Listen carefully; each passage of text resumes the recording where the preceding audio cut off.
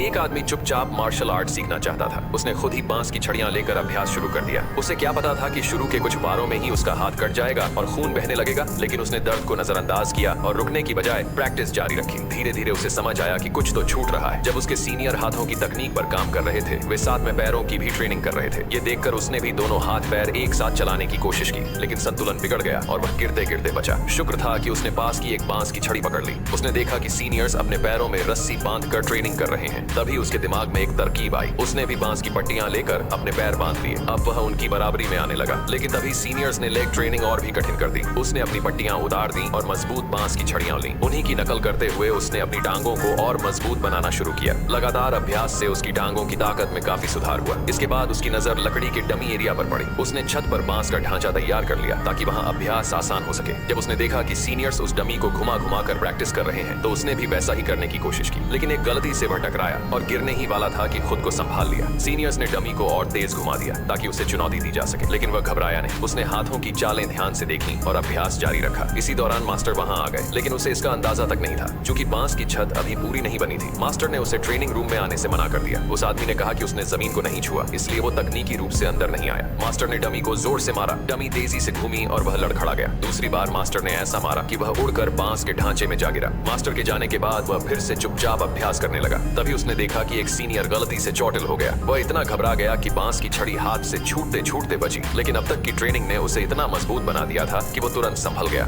कुछ दिन बाद बांस की छत पूरी हो गई, लेकिन मास्टर ने उसे शिष्य बनाने से साफ मना कर दिया। उन्होंने कहा, छत तोड़ दो और अपने घर लौट जाओ। यह सुनकर वह गुस्से से भर गया। उसे लगा मास्टर ने वादा तोड़ा है तो वह क्यों माने। फिर दोनों के बीच मुकाबला हुआ। इस बार मास्टर की कोई भी चाल उस पर असर नहीं कर सकी। अब वह हर चीज में निपुण हो चुका था। तभी मास्टर ने बताया कि उसने जानबूझकर उसे छत बनाने को कहा था ताकि वह बिना किसी की नजर में आए मार्शल आर्ट सीख सके।